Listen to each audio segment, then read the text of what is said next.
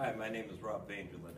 For my week 6 study, I looked at the case of Digger versus Moyles. This was Chapter 2, Case Study 2.7.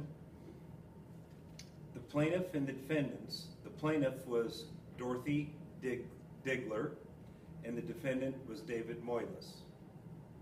The case background: this all took place at the golf course, Sky West Golf Course in California. Dorothy Digler was playing hole number 5, and David Moyles was playing hole number 6. There was a line of trees separating the two holes. David hit a shot that was headed towards the number 5 fairway or towards the trees, and the ball struck Dorothy in the mouth. The plaintiff's case, Dorothy sued David for the injuries and also for not yelling "for," which is common golf etiquette. David Moyles argued that the doctrine of assumption of risk should apply to golf in this case, also stated that the line of trees blocked his view of the plaintiff, and yelling "for" is golf etiquette, but it is not a law. The doctrine of assumption of risk. The doctrine of assumption of risk is an argument that defense attorneys make that states people involved in risky behaviors, such as sports, motorcycle, riding bikes, skateboarding, etc., know that there is a risk of injury in the activity taking place and cannot be sued if they cause injury to someone else. At the time of the hearing, the state of California had a list of activities that were covered under the doctrine, and golf was not one of the ones listed. A district court and an appeals court both heard the case, and both agreed with the defendant that he should not be sued for the errant golf shot. There were 2 parts to the ruling. One, if every golfer hit a ball where they wanted to, golf wouldn't be much of a sport. There is a risk anytime a golfer hits a ball that it will not go in the intended direction or towards the intended target. Holding participants liable for mishits would only encourage lawsuits and deter the healthy advantages of playing golf as a whole. Golf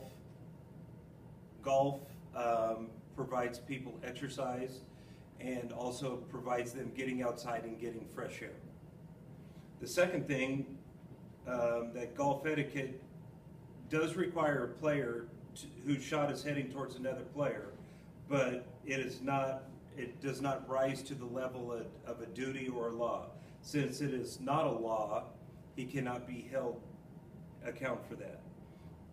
Again, in this part of the case was also dismissed. How this affects the sports environment today. I think every athlete that is involved in sports realizes that there is risk in playing in sports. Sprained ankles, strains, broken fingers, broken toes, all things happen in sports, and some of them are very serious. But some sports are riskier than others. Golf in this case is not considered a risky sport, but there are things that can happen. As a golf coach myself, I have been hit 3 times by golf balls just at practices and at matches. The doctrine of assumption of risk, I think, is necessary for all athletics. I am not sure we would have sports without it. There are collisions, there are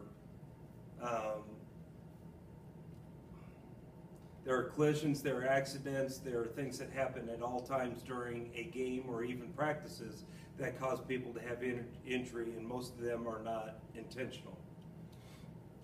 I would like to investigate this case more when it is proven or admitted that an athlete intentionally tried to hurt another player. Examples of this would be pitchers intentionally throwing at a batter, a base runner taking out a catcher or taking out a shortstop covering a bag and they slide into him on purpose, a football player making helmet-to-helmet contact on a wide receiver on a quarterback, or intentional fouls in basketball when someone is pushed or someone is blocked from behind from making them complete a layup or a slam dunk. I would like to see if the assumption of risk doctrine also covers the cases when it is proven that it is intentional.